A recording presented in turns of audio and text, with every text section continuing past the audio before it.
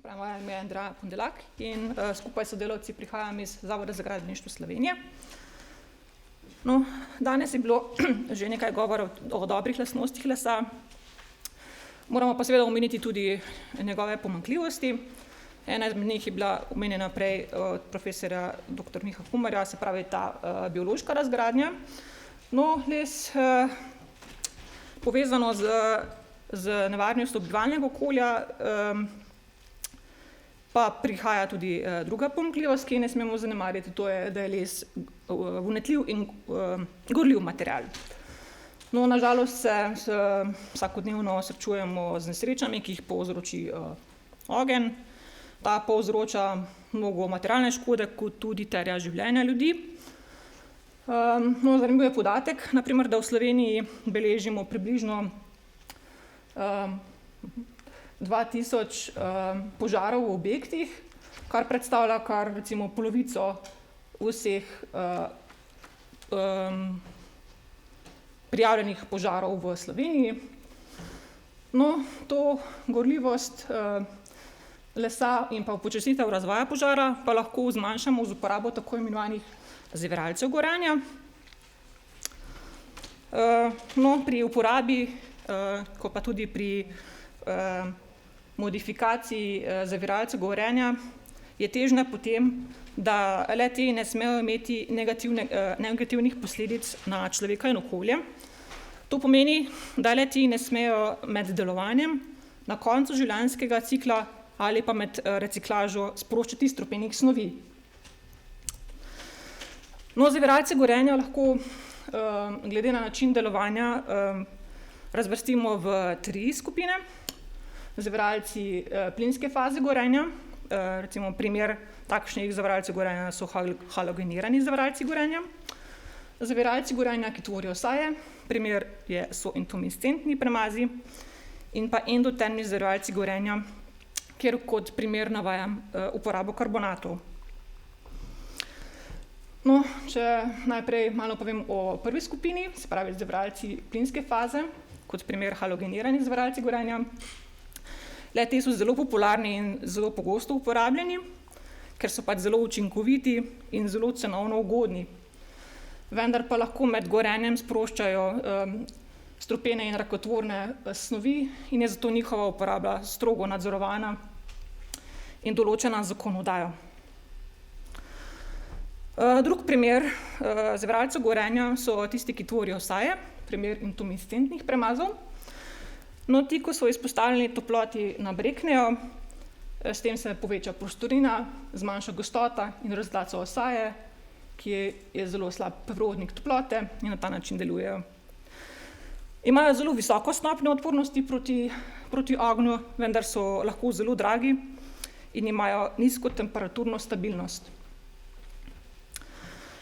No, tretja skupina pa so endotermni zaviralci gorenja, kjer so primer uporaba karbonatov.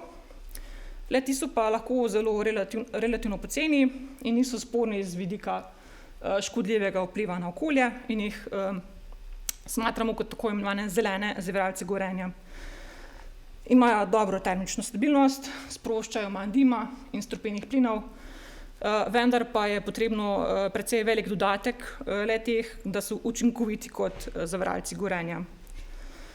No, ta skupina, se pravi uporaba karbonatov kot zaviralce gorenja, se zdi zelo obetavna, no, zato jih bom v nadaljevanju bolj predstavila. Se pravi, kalcijev karbonat in magnezijev karbonat so netoksična materiala, ki jo najdemo v naravi. Na primer, kalcijev karbonat najdemo v obliki apnenca in krede, magnezijev karbonat pa recimo v obliki dolomita in magnezita. Karbonati se vsakodnevno uporabljajo v zelo mnogo aplikacijah, ki so pač navedene, nekatere izmed njih na zaslonu. No, vendar pa je to vključevanje karbonatov v strukturo lesa precej oteženo. Kalcijev karbonat, na primer, je zelo slabo topen v vodi. Na primer, v literaturi so znani dvostopenjski postopki impregnacij vključevanja kalcijevega karbonata v strukturo lesa. Večina od njih vključuje dodajanje kalcijevega klorida in natrijevega ali pa amonijevega karbonata, ki pač nastane kot produkt kalcijev karbonat.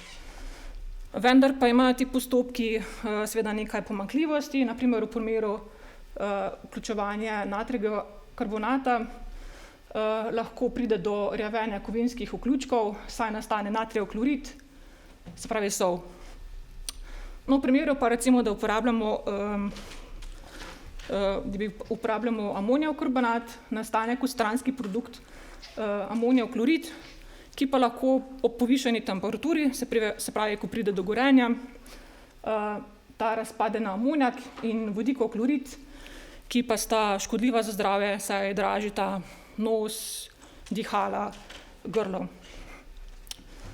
Poleg tega pa uporaba teh, se pravi dvostopenjskih impregnacij obstoječih, lahko vodi v beljenje površine. No, na Zavodu za gradbeništvo pa se ukvarjamo z razvojem enostavnejšega in učinkovitejšega načina vključevanja teh karbonatov v strukture lesa, z namenom seveda, da izboljšamo njegove požarne lastnosti. Ti rezultati, ki bom danes predstavila, so bili narejeni v okviru mojega postdoc projekta, ki se je končal lani, v okviru WULF projekta, ki se bo končal letos, se pravi raziskovalnega programa Zavoda za gradbeništvo in so tudi vključeni v pravkar pridobljeno novo programsko skupino.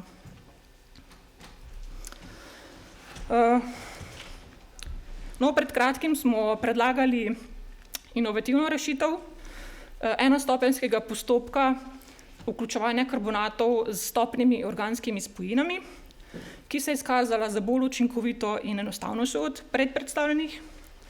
Pri tem postopku vključujemo karbonate v strukturo lesa z pomočjo impregnacije vodne raztopine. Se pravi, prednost tega postopka je v tem, da impregriramo z raztopinami in ne disperzijami, kot je bilo omenjeno prej. Se pravi, ta postopek mineralizacije je sestavljen iz 4 faz. V prvi fazi izpostavimo les pod tlaku, da odstranimo vodo in zrak iz lesa in posode, ter nalijemo vodno impregnacijsko sredstvo, v tem primeru je to kalcijev acetoacetat. Nato z nad tlakom prisilimo, da gre raztopina globoko v strukturo lesa in z naknadnim podtlakom odstranimo odvečno sredstvo iz lesa. V četrti fazi, ki jo imenujemo tudi naknadna obdelava, izpostavimo les povišani temperaturi in relativni vlažnosti, da pretvorimo acetoacetate, se pravi impregnacijsko sredstvo, v karbonate.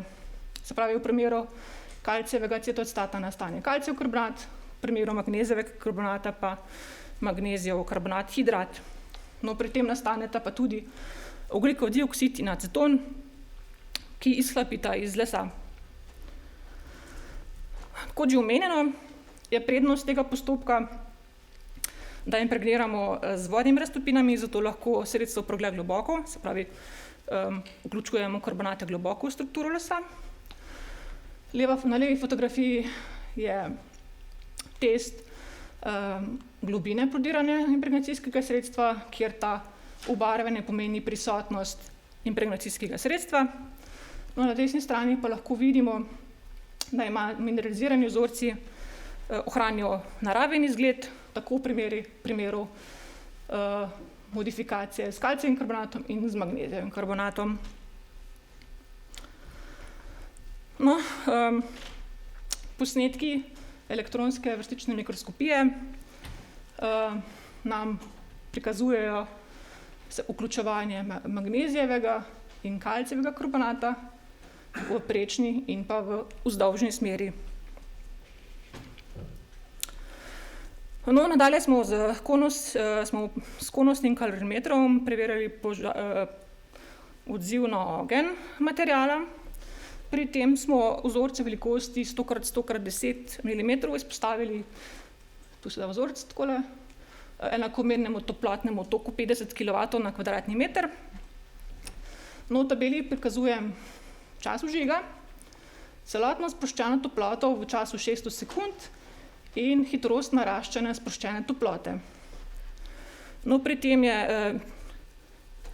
kasnejši, ko je čas vžiga, manjša je celotna sproščena toplota in hitrost naraščanja sproščene toplote, boljši je odziv na ogenj, se pravi, manj gori. Se pravi, vidimo, da obema mineraliziranima vzorcema se zakasni čas vžiga iz približno 30 na 46 sekund, poleg tega pa se jima zniža celotna sproščena toplota iz približno 44 na 31 megajoulov. Poleg tega pa se znatno zniža tudi figra, se pravi hitrost naraščanja sproščene toplote iz približno 530 na 217 vatov na sekundo, kar je pa še bolj očitno zmanjšano v primeru mineralizirane bukovine z magnezijevim karbonatom. No, tale graf, podobne rezultate vidimo tudi na tem grafu, ki prikazuje časovni potek stopnje sproščene toplote izpostavljenemu enakomernemu toku. Vidimo, da oba mineralizirana vzorca se jima zakasni čas vžiga, prav tako pa se jima zniža in pa pomakne sproščena toplota v desno, torej se zakasni. To je še bolj očitno v primeru bukovine mineralizirane z magnezijevim karbonatom, ker opazimo, da je to znižanje toplote in pomik v desno še bolj očiten. No, v bistvu to delovanje karbonatov kot zaviralcev gorenja si razlagamo z endotermnim razpadom karbonatov, kjer sproščeni ogljikov dioksid in voda rečijo vnetljive pline v primeru požara. No, s to reakcijo pa si tudi razlagamo, zakaj je magnezijev karbonat nekoliko boljši zaviralec gorenja od kalcijevega karbonata, saj v primeru magnezijevega karbonata izhaja tudi voda, poleg tega pa je za ta termični razpad temperatura nižja kot pa v primeru kalcijevega karbonata. No, če zaključim današnjo predstavitev, predstavljen je bil nov postopek mineralizacije kot endotermni zaviralec gorenja. Nov postopek je zelo obetaven, saj je zelo učinkovit, enostaven in predvsem pa okolju prijazen. Poleg tega pa zanemarljivo vplivajo na druge bistvene lastnosti lesa. No, uporabo takšnih lesno-anorganskih kompozitov vidimo tam, kjer je zahteva za požarne lastnosti višja, se pravi kakšne talne ali pa fasadne obloge, mogoče kakšne pregradne stene. No, v bistvu, ker so pač nekateri zaviralci gorenja strupeni ali pa rakotvorni, je pač ta razvoj nehalogenih in ekološko sprejemljivejših sistemov za zaščito lesa pred ognjem nujen, sploh, ker bo vedno bolj stroga zakonodaja glede teh emisij v okolje in uporabe pač takšnih toksičnih materialov. In ker je pač po svetu čedalje večje povpraševanje po lesu z povišanimi požarnimi lastnostmi za različne aplikacije, nenazadnje pa z uporabo zaviralci gorenja tudi podaljšamo čas za evakuacijo in s tem rešujemo življenja. Najlepša hvala.